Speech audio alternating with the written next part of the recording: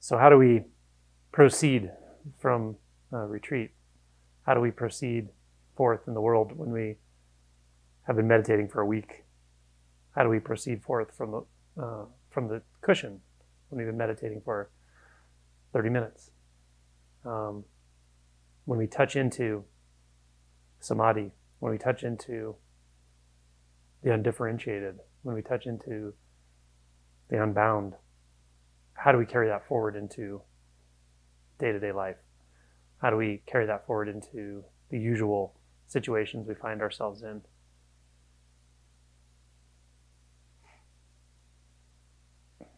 Well, one answer is we don't.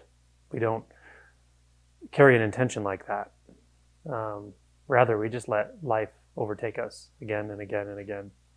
We let the colors and sounds replace us again and again and again. We let the play of the dogs fill us up again and again and again without making anything of it, without adding something to it, without trying to derive something from it.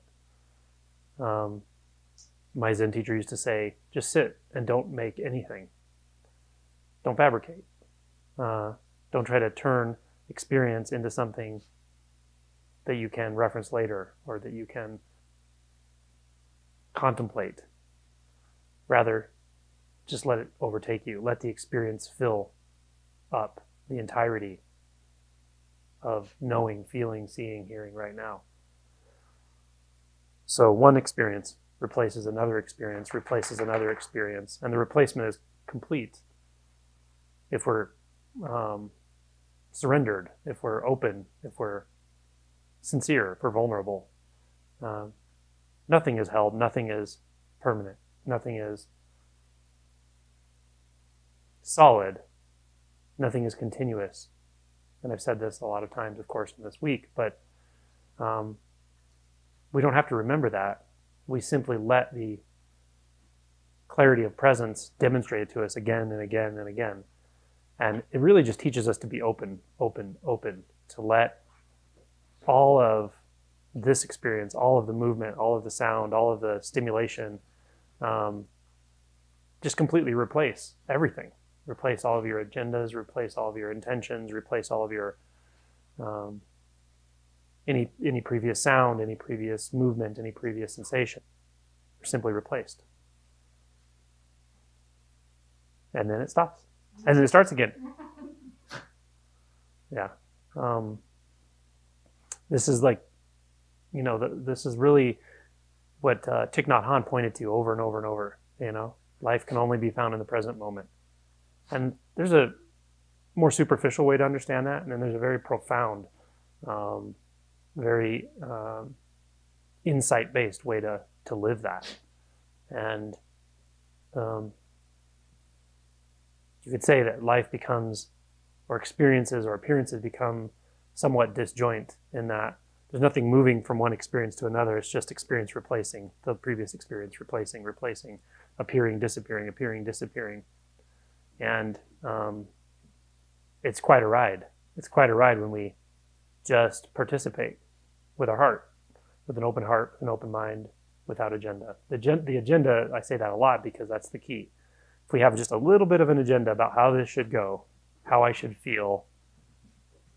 Oh, they're so cute.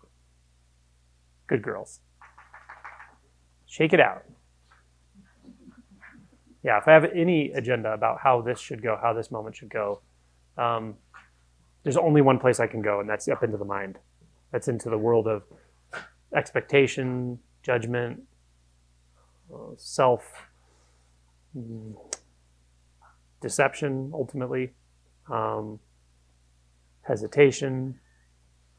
She wants to play with me too. Come here. Okay.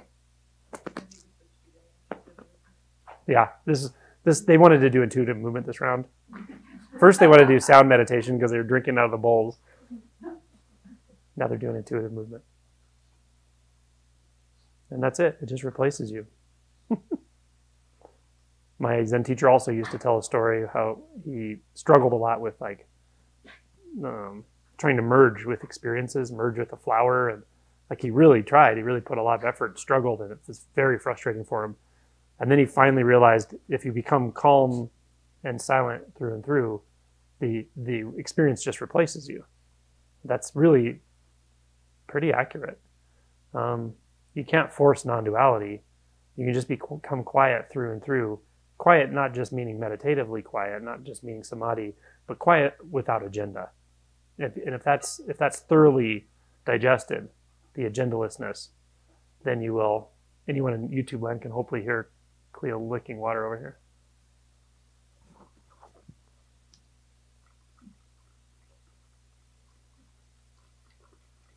That's the sound of Buddha nature. Innocence, simplicity, spontaneity, instantaneous, just that.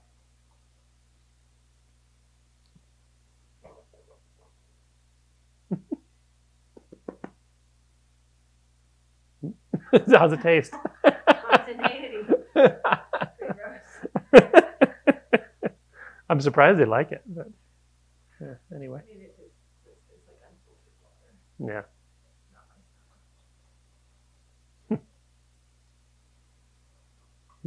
So how will life replace us today? How will life replace us when we stand up and walk out of this room? How will life replace us when we start the car? How will life replace us when we go to the bathroom? How will life replace us when we go back to work? How will life replace us when we answer the next email? We don't know. That's the beauty of it. But it will replace us. It will replace itself.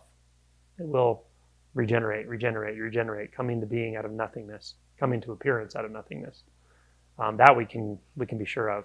So if we can just be up to the challenge of being unguarded, open, willing, and embracing the mystery, that's really it. Embracing the mystery and the unknown, then it's not a difficult task. It's not a difficult task. And as I always throw in, the willingness to feel. You may feel some discomfort with this periodically. It's just going to happen, but it's okay.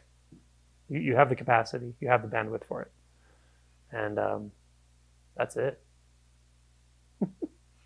So as far as retreat, closing, many people here are pretty experienced with retreat, but if anyone's not particularly experienced, the period after retreat is really still retreat. The effect of retreat doesn't just stop right now when we walk out of the room. It's actually quite profound. And a lot of times you notice it in the ways that you move through regular life. It just feels very different. And you might go out into the world and notice things tend to seem to be moving way faster than you remember, and time is distorted, and it's very easy to drop into a deep samadhi. You'll notice changes, you'll notice differences. So I just encourage people to sort of honor the depth of samadhi, the depth of collective meditative presence we've cultivated, by just, disengaging a little bit more than usual from life for a few days. Try to the degree you can. Sit in silence, walk in nature, sit in nature, meditate. And just give things time to settle. The effects of this will go on and on and on for days, weeks, months, of course, but you never really know. And sometimes when the pressure's off, if you've been working like on a one-point practice or working very hard, sometimes the pressure being off, it just really changes the landscape and things can shift and so forth. So that's also a possibility. But just as I discussed in the talk a moment ago, remain in the mystery, remain in that unknowing, remain in the willingness to let life replace you, to let life overtake this moment, and again this moment, and again this moment. Could look like a basenji, could smell like a flower, could smell like a fart, could sound like a car engine. It can be anything. We are the ones that choose, in a sense, whether we're going to make distinctions or not. If we don't make distinctions, then it's just clarity. It's just presence in one more form, and one more form, and one more form, and in formlessness. So yeah, so take care of yourself for the next few days. Rest a lot.